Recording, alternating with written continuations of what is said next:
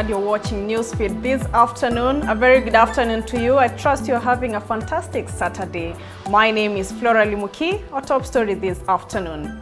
The recommendation by the Presidential Working Party on education reforms to domicile junior secondary schools in existing primary school continues to elicit mixed reactions from education stakeholders across the country.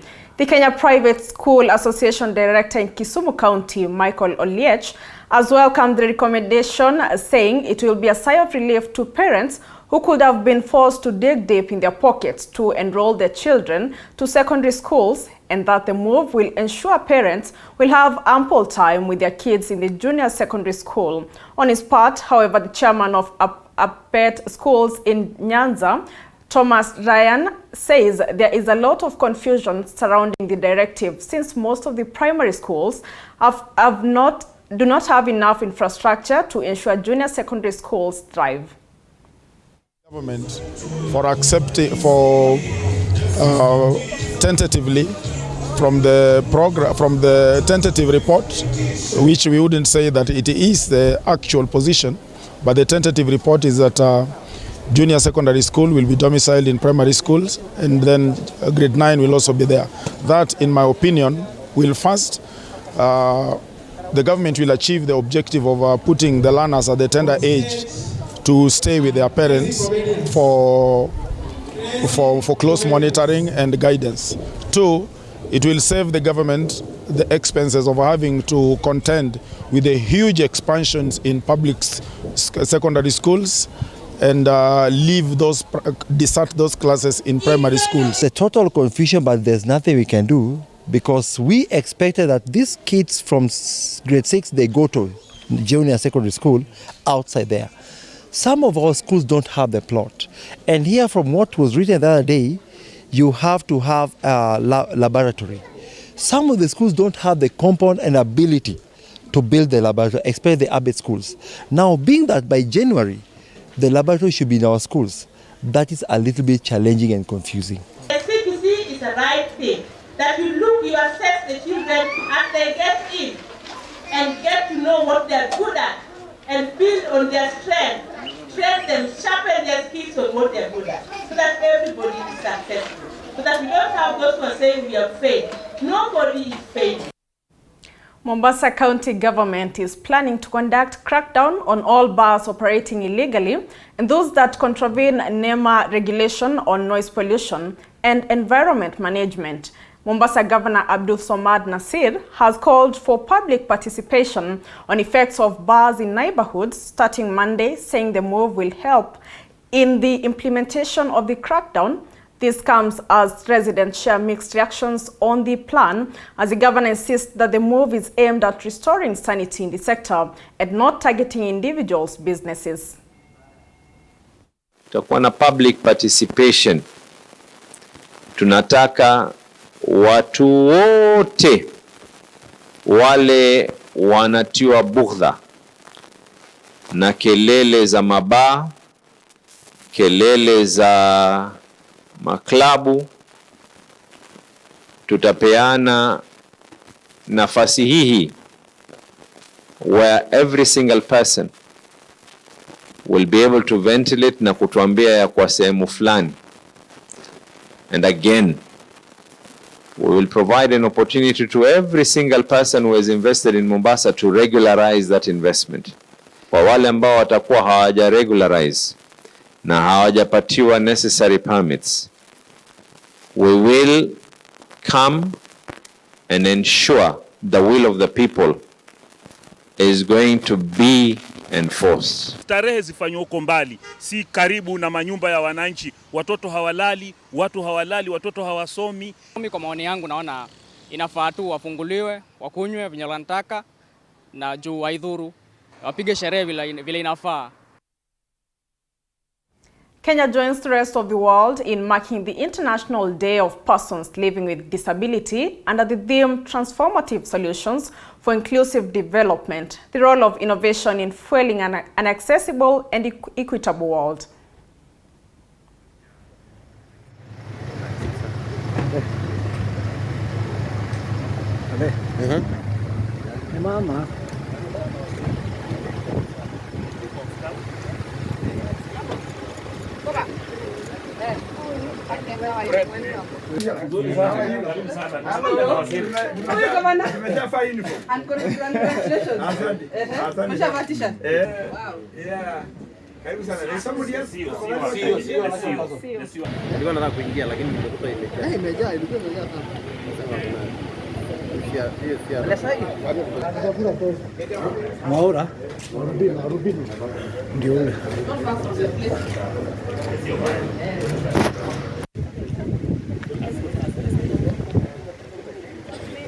Is being observed at the William Olentimama grounds with the Cabinet Secretary for Labor and Social Protection, Honorable Florence Bore, as the chief guest. Other leaders gracing the event include Narok County Governor Patrick Ole Ntutu, ELMP David Ole Sankok, Narok North MP Agnes Pareyo, and former Senator Isaac Mwaura and Narok Commissioner Isaac Masinde.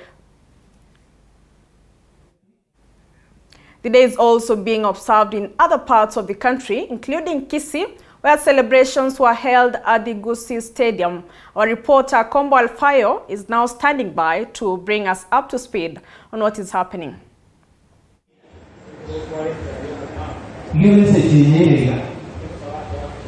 Yes, thank you very much, Flora Lemuki. I'm getting you very well from these sides of Gusii Stadium, where we are doing this event, and we have different chairmen and leaders of people with disabilities here at the Gusii Stadium. And with me I have the Kisii County Director of Persons with Disability. You can just come down here and give us a glimpse of what are you celebrating today, and you just what have you done today?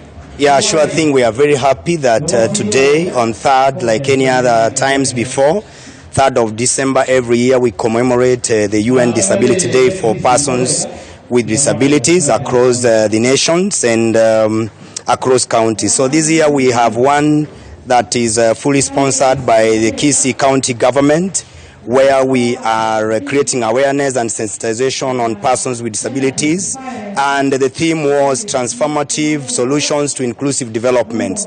So let's have everybody on board, proper representation everywhere, and that is our goal and that's our theme now.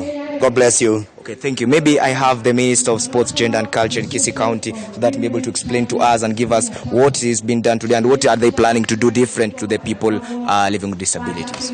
Thank you. My name is Eric Ungeri Mienda. I'm the CEC in charge of sports, youth, culture and other social services in the county of Kisii. And today we are celebrating the International Day for people living with disability. And we are actually having a conversation, and we want to help people living with disability in many ways.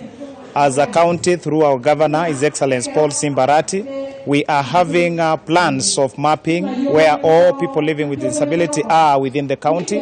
And then we have a plan of coming up with the disability fund that will be revolving, helping these people in areas of their need. That is what we are planning as a county. They have raised a number of issues that we are going to address.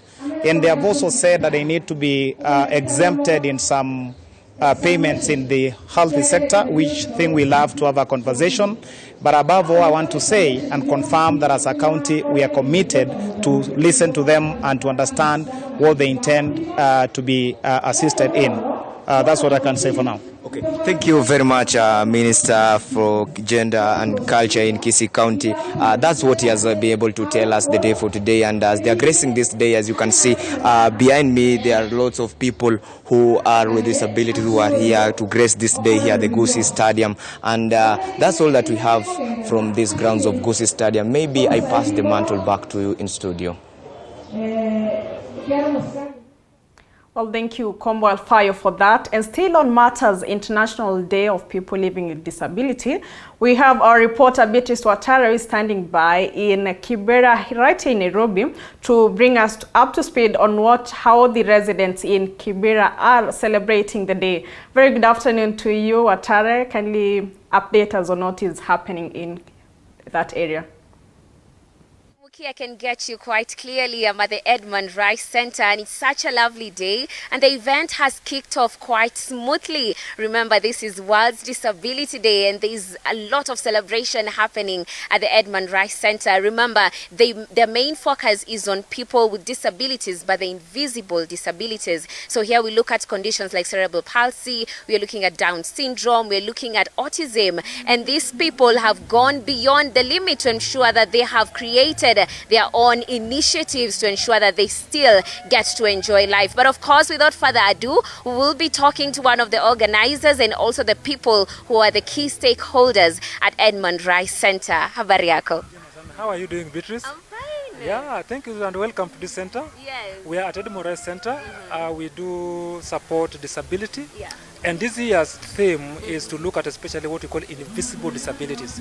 We've all of us are accustomed to looking at disabilities that like physical disability, mental disability, eyes, dumb and all that bit. But today we are looking at the people who are going under stress. And nobody looking at that. There are people who are having mental struggles. So we are trying to take our world from focusing on mainstream disability and also looking at what are other emerging issues around disability that we can support together in the community of Kibra. And also this is one of those days because we just launched 16 days of activism. I think we are a number of days that we are going to celebrate, and us as Edmund Rice, this is much closer to our hearts because there are 77 children who are today here together with their parents. We've also invited our sister program from Ruben Center. I know you all of you know Ruben Center. They've also come with 30 children who are coming to celebrate with us. So let's pull together to support them, to give them a voice so that they can be heard and they can be helped. Thank you. And I think we've observed that, with the current economic situations, watu wanalia, wanateseka, but at the same time, these kids have taken it to the next level. What is your view on that? Yeah, I think it's very important because disability is not inability. So we are beginning to give them space to build the potential that they have through going understanding what do they like to do better, how can they contribute to their own growth and also the growth of the community together. So we tap those challenges, what we call the gifts of the children, and we're trying to give them so that they can launch from that launch pad and begin to reach the community and also become of good service to themselves and for those ones who are around them. Yes. And how is the event so far? The event so far is doing well. There's a number of partners who are here. We've come to support us as we celebrate and also they highlight the issues around disability. And that one really gives us, but encourages us as partners and also encourages our children and parents to know that there's somebody who can stand with it, including you, coming just to give our voice to the world and to the Kenyan community to say that disability is not inability, and let's focus and look at what are other types of disability that are not visible. Thank you. And yeah, thank you so much. Yeah, of course, we had a wonderful conversation earlier on, and maybe you can introduce yourself. Yeah, thank you. My name is Ben Oko, and I am the director for Amani Kibera community-based organization. Yes, and what does this day mean to you? Well, for me, this is a very special day. Every year, I join hands with organizations that are championing the rights of persons living with disability and basically just giving their voices because there's quite a lot of discrimination for people with disability. Think about employment opportunities. Think about accessibility. Even government facilities are not accessible for persons living with disability. Think about hotels. They are not accessible, they're not comfortable for use for persons living with disability.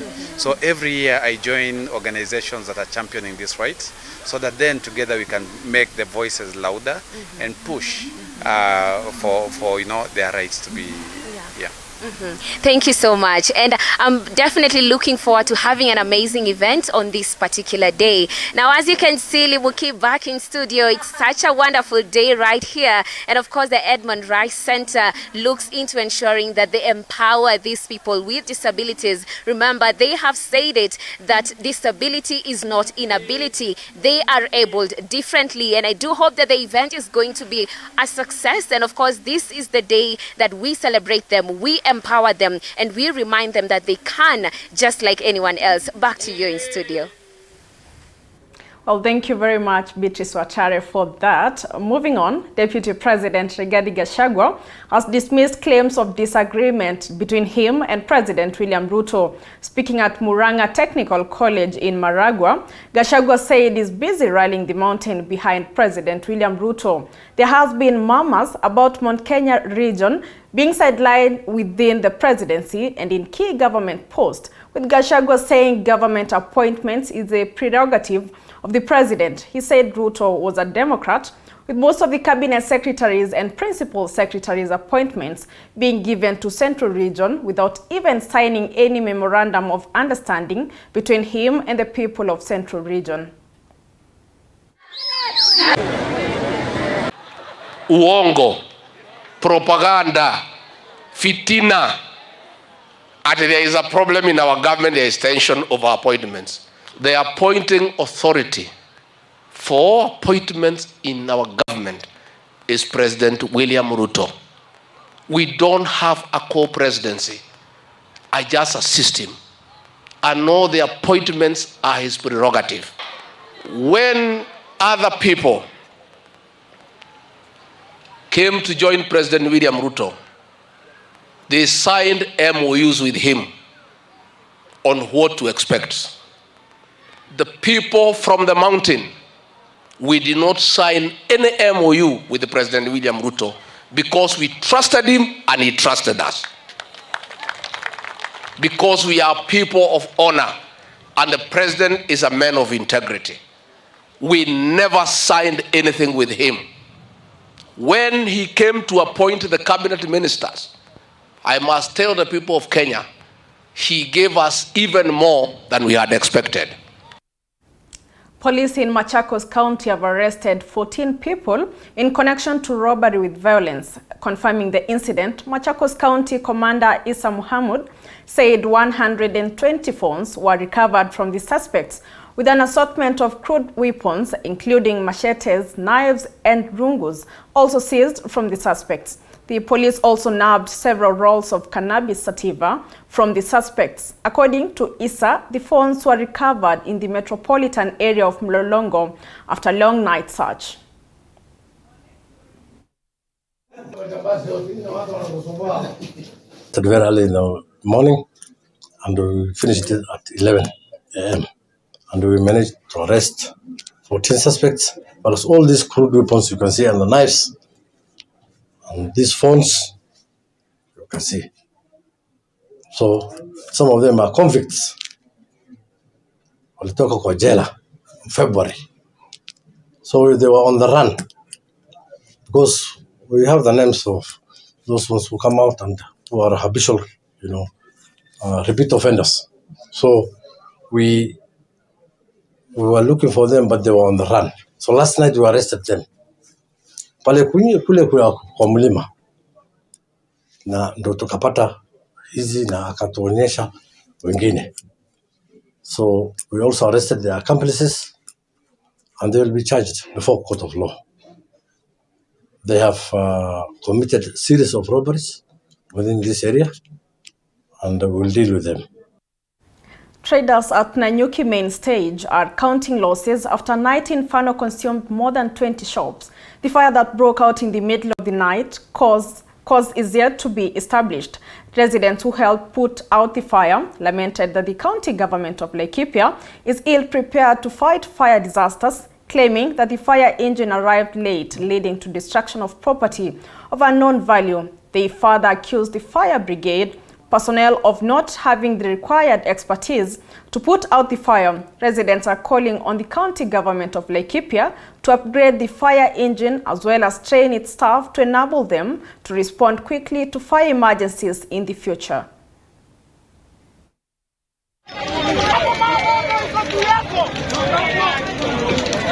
Nilikuwa nenda home. So kufika hapa nilikuwa na moto, nikakuja kusaidiana. Nikapiga kelele watu wakuje tusaidia. Ni wananchi wamesaidia hapa. County government hii machine imekwama kabisa.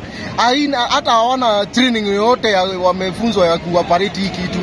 Tunaomba watu wa zimamoto wa Laikipia County wapelekwe training ili waweze kusaidia wakaaji wa Nanyuki. Na pia tulikuwa nimesikia nduru ilikuwa anaenda kulala base. nikasikia mabra zangu wengine tuishi na Makiti boys waniambia unaona moshi kubwa. Mimi kufika hapa Josko kinaona ni moto. Nasikia mlipuko wa stima. Sasa nikasema nini? Wacha nichukue ni bucket nimwage maji nizime, saidiana kuzima maji na nomo wenzangu.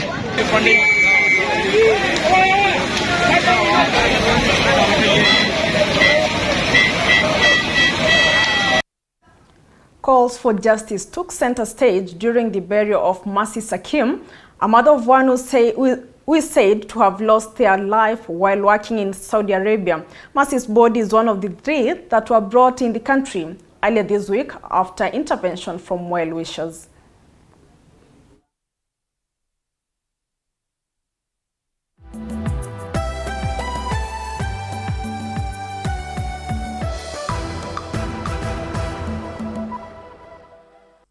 I have lost my sis and a friend.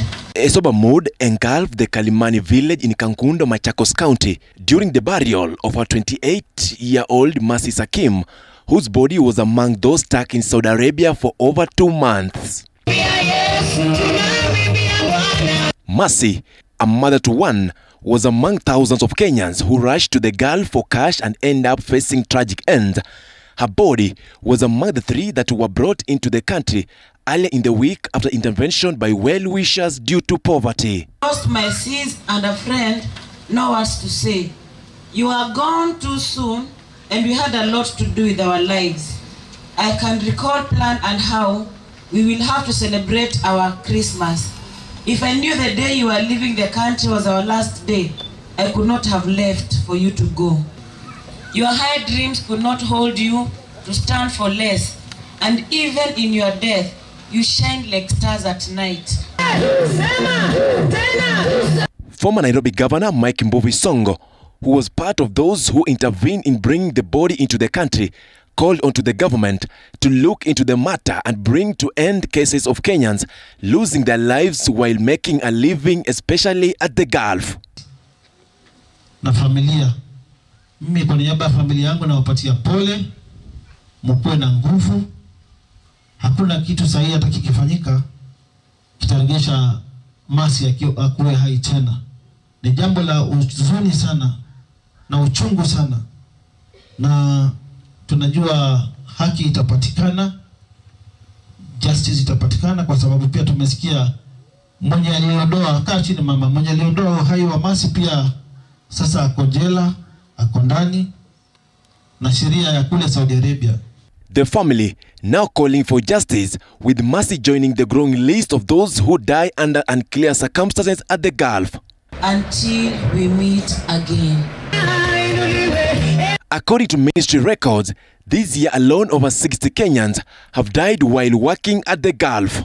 On the other hand, and Kananu immediate former Nairobi governor urged the government to investigate the agents who take Kenyans to other countries without knowing the work conditions. Basi, najua ni uchungu sana kumpoteza mtoto, lakini sisi kama viongozi wa Kenya, mimi naomba serikali hii yetu ya Kenya, tafadhali, those agents wale wanapeleka watoto wetu ng'ambo, we want to hold them accountable for taking our kids there na hawawachungi. Lakiriano reporting for TV47. Religious leaders in Trans Nzoia County have come together with the security apparatus to forge a partnership on enhancing community policing as festivity season draws near. We are now joined by our reporter Boniface Barasa for that live update.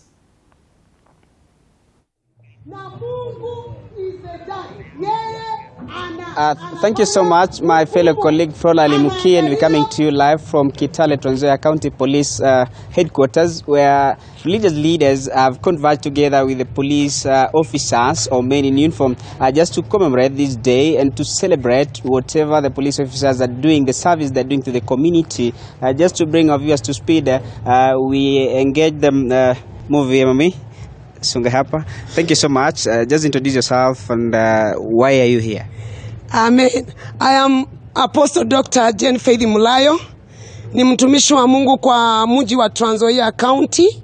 Na kwa hivyo tuko hapa kushukuru na our officers kwa sababu tunawapenda, tumekuwa tukiwaombea, na kwa hivyo tukaamua tukuje tukule chakula cha mchana pamoja na wao, na kwa hiyo tunawapa chakula ya kiroho na chakula ya kimwili.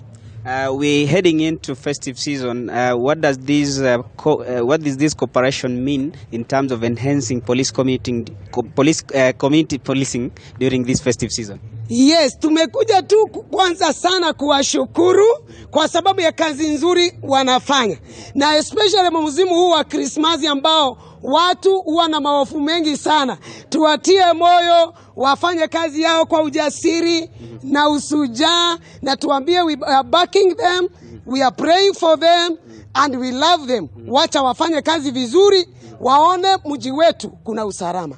Many people have been maligning police officers, saying that they are not performing to their expectation, or they're not performing their duties diligently. What do you have to say about that as you celebrate what they're doing to the service?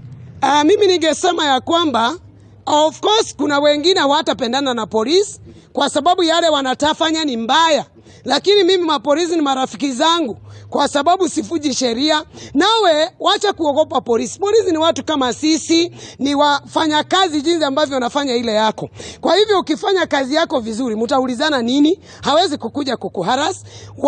Wacha ujue ya kwamba yeye kazi yake ni hiyo. Thank you. You've had it clear from the religious leaders who are converging here with the men in uniform and women in uniform, just to celebrate their service to the community as the country, as the festivity season draws nigh, just to ensure that they celebrate them and also they enhance what we term or what we call community policing as we head to festivity. Remember, during festivity season, a number of insecurity cases have always been on the rise. This just to forge a partnership, to forge a cooperation ahead of festivity. Over to you, Flora Limuki. Kombo, thank you for that. National Assembly Speaker Moses Wetangula is urging members of Parliament to put to good use the Constituency Development Fund, CDF, said to be disbursed next week. Wetangula says the fight they have endured for the fund will go to waste if Kenyans do not feel its direct impact. On Thursday, the Treasury gave a formal notice of the disbursement after the Attorney General okayed the funds. I want to encourage all our members of Parliament to go back and fraternize with the electorate in the constituencies. As you know, we have moved steps towards the reinvigoration of NGCDF from next week. The Treasury is going to release 2 billion of CDF every week to go to the constituencies so that members of Parliament can be able to discharge their responsibilities and duties to the public in terms of dispensing bursaries, helping construction of schools, TVETs, and many other responsibilities that they carry. And in sports, the national men's rugby sevens team Shujaa earlier today secured this to qualify into the Challenge Trophy semi-finals at the Sevens Stadium. Shujaa started the match slowly and was trailing Canada 5-7 at the halftime. However, made a comeback to score 3 tries and a conversion to secure their first win in the 9 outings. Herman Humwa, Kevin Wekesa and Billy Odhiambo scored the tries as Anthony Omondi made 1 conversion for Kenya in the victory, while Brock Webster converted Josiah Moraya's try for Canada in losing the effort. Shujaa is now expected to play against double Olympic champions Fiji in the semi-final of the Challenge Trophy later on this afternoon.